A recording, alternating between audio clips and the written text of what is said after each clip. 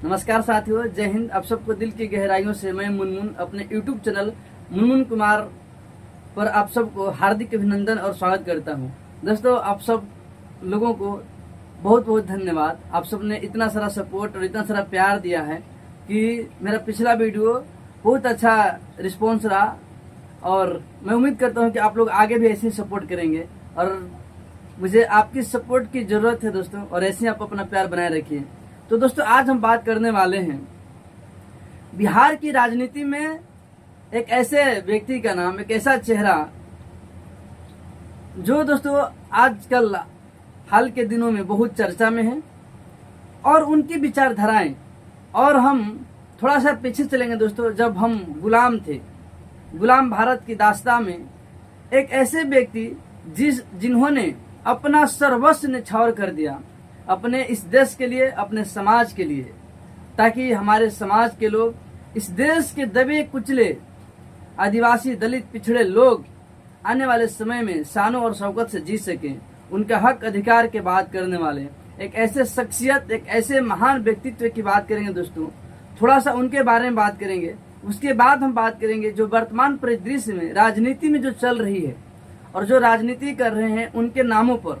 जी हाँ दोस्तों, हम आज बात करने वाले हैं बिहार के एक चर्चित चेहरे और यूथ ब्रिगेड में अपना पहचान बनाने वाले, नौजवानों के चहेते, स्वर्गीय रामविलास पासवान जी के सुपुत्र माननीय चिराग पासवान के बारे में।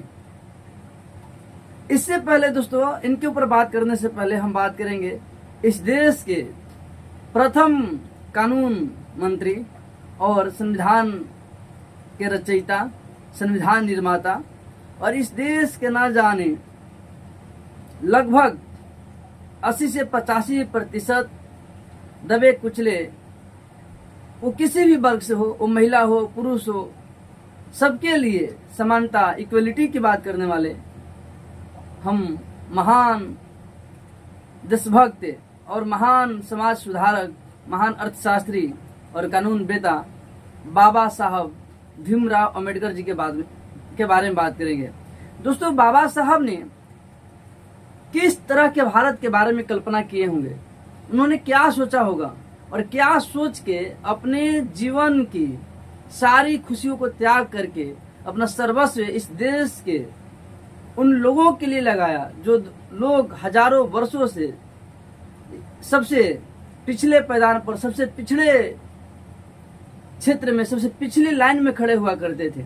उनके लिए उन्होंने क्या नहीं किया दोस्तों। उनके भविष्य के लिए अपना वर्तमान और अपना भविष्य सब कुछ न्यौछावर कर दिया, यहाँ तक कि अपने बेटे को भी त्याग कर दिया दोस्तों। बाबा साहब जब गोलमेज सम्मेलन में जाते हैं, उसी समय द्वितीय गोलमेज सम्मेलन के समय बाबा साहब के पुत्र का निधन हो जाता है। उनकी पत्नी कहती कि आप इसे मिट्टी मंजिल कर दीजिए। उस समय वो दोस्तों बीमार होते हैं और उसी दिन के बाद, उसी कुछ समय के बाद उनके बेटे का निधन हो जाता है। तो बाबा साहब कहते हैं कि अगर मैं आज अपने एक बेटे के लिए रुक गया तो न जाने इस देश के करोड़ों बेटे मर जाएंगे। इसलिए मुझे अपने बेटे की परवाह न करके इस आने वाले, इस देश के उन पीढ़ी के लिए मुझे परवाह करना है, उनकी लड़ाई लड़नी है जो आने वाले समय में करोड़ों लोग अपना सर ऊंचा करके जी सके। जी हाँ दोस्तों, बाबा साहब एक ऐसे राजनीति की कल्पना कर रहे थे, एक ऐसे भविष्य की कल्पना कर रहे थे, एक ऐसे विचारों का निर्माण कर रहे थे जिस विचारधारा की लड़ाई उन्होंने पूरे जीवन लड़ा। जिस दंश को उन्होंने झेला था, जिस छुआछूत, जिस भेदभाव, जिस जातिवाद को शिकार थे, वो चाहते थे कि मेरे संघर्ष करने के बाद अगर आने वाले समय में इस देश के हजारों करोड़ों लोग अगर इस दलदल से बाहर निकलते हैं तो मैं अपना पूरा जीवन सर्वस्व न्यौछावर करने के लिए तैयार हूँ। दोस्तों, उन्होंने ऐसा किया भी, अपना सर्वस्व जीवन, अपना पूरा जीवन समर्पण कर दिया दोस्तों इस देश के भविष्य के निर्माता के रूप में। उन्होंने क्या नहीं किया दोस्तों। वो एक ऐसे राजनीतिक, एक ऐसे संसदीय व्यवस्था का कल्पना कर रहे थे जिसमें सभी के लिए समान हक बराबरी की बात की जा सके। दोस्तों, संविधान में उन्होंने बहुत बड़ा योगदान निभाया है। लेकिन हम पिछले कुछ समय से, आज़ादी से लेकर के अभी तक हम बात करें दलित राजनीति के उन सीटों के ऊपर में, बाबा साहब जब पूना पैक्ट समझौता कर रहे थे, महात्मा गांधी और अंबेडकर साहब के बीच में जब ये समझौता हो रही थी, तो बाबा साहब लिखते हैं पूना पैक्ट में, उसका दूसरे पहलू पर उन्होंने ये लिखा कि ये समझौता हमारे समाज और इस देश के बहुत बड़े तबके के लोगों के लिए, कल ये लोग जो रिजर्वेशन से चुन करके जाएंगे, संसदीय क्षेत्रों से निकल करके संसद भवन तक पहुंचेंगे, ये लोग कल बड़े पार्टियों के दलाल बन जाएंगे। दोस्तों, आधुनिक भारत की किताब है स्पेक्ट्रम, जिसका लेखक है राजीव अहिर, वो आईपीएस अधिकारी हैं। वो लिखते हैं अपने किताब स्पेक्ट्रम में कि पूना पैक्ट के दौरान बाबा साहब लिखते हैं कि जो भी बड़ी पार्टियां होगी, वो जो आरक्षण से जो भी संसद चुनकर के आएंगे, वो इनका शिकार बन जाएंगे। दोस्तों, बाबा साहब उस समय लगभग 82 साल पहले उन्होंने ये कल्पना कर चुके थे। वो बहुत बड़े दूरदर्शी थे, उनको पता था कि ये सभी के सभी लोग कल बड़े पार्टियों के एजेंट बन जाएंगे। दोस्तों, वर्तमान परिदृश्य में बात करें हम, तो हम एक ऐसे चेहरे की बात करेंगे जिनका नाम है चिराग पासवान। इनके पिताजी का नाम दोस्तों स्वर्गीय रामविलास पासवान था। रामविलास पासवान एक ऐसे चेहरा, एक ऐसा नाम जो बिहार की राजनीति में ही नहीं बल्कि बिहार की राजनीति के साथ साथ देश की राजनीति में भी उन्होंने बहुत बड़ा योगदान निभाया। उन्होंने संघर्ष किया और संघर्ष के बाद अपना पहचान दोस्तों पूरे देश लेवल में बनाया। लेकिन वो भी अपने विचारों से हर वक्त समझौता करते रहे और समझौता करके एक बाबा साहब थे जो अपने विचारों के से समझौता ना किया और अपने कुर्सी को त्याग कर दिया, कानून मंत्री से इस्तीफा तक दे दिया। लेकिन स्वर्गीय रामविलास पासवान जी ने हमेशा सत्ता की मलाई खाने के लिए अपने विचारों को समझौता करते हुए इस समाज को, अपने समाज को जो जिसका वो उन्होंने राजनीति किया, जो दलितों का वोट बैंक बनाया, और सिर्फ अपने परिवार तक ही ये राजनीति की मलाई को रखा। उन्होंने अपने परिवार को ही बढ़ाया। और आज रामविलास पासवान जी के मरने के बाद दोस्तों बात करें तो उनके बेटे माननीय चिराग पासवान जी की भी बात करें तो जो शक्तियां जो सामंतवाद और जो साम्राज्यवाद की बात करती है, जो चाहती है कि इस देश के आदिवासी, दलित, गरीब, गुरबे, कुचले हुए लोग हमेशा वहीं पे खड़े रहें, चिराग पासवान भी दोस्तों वही कर रहे हैं। बाबा साहब की बात तो करते हैं लेकिन उनके विचारों को कुचल करके चिराग पासवान वही चिराग पासवान है। जब इनके पिताश्री केंद्रीय मंत्री थे, जब इनके पिताश्री को दोस्तों केंद्र सरकार से आवास मिला हुआ था, इनके पिताश्री के मरने के चंद महीने बाद ही वो जिस भी पार्टी में हूँ और जिस पार्टी में थे, उस पार्टी के गणमान्य नेताओं ने ही वो आवास खाली करने के लिए दोस्तों विवश किया। और इतनी बेशर्मी और इतनी बेहुदगी के साथ दोस्तों घर खाली कराया गया। इतने बड़े नेता का घर जिन्होंने सदियों तक अपना योगदान हर क्षेत्र में, जब वो रेल मंत्री रहे, जब वो दूरभाष टेलीकॉम मंत्री को संभाला दोस्तों, जब वो सूचना प्रसारण मंत्री थे तो बहुत बड़ा योगदान उनका रहा टेलीकॉम के क्षेत्र में। जब वो खाद्य मंत्री रहे तो उसमें भी दोस्तों उन्होंने काम किया। जब वो उनका निधन होता है, जब वो देहांत हो जाता है उनको, उनका ही घर दोस्तों उस बेटे के सामने खाली करा जाता है, जो बेटा बोलता है कि मेरे गुरु, मेरे आदरणीय पिताश्री हैं। वहीं चिराग पासवान की पार्टी लोजपा, जो उनके पिताश्री ने बनाया था 2000 में, जब उनके मरने के बाद 2021 में पार्टियां टूट जाती है। और इस पार्टी को तोड़ने में ये कोई और शक्तियां नहीं दोस्तों, कोई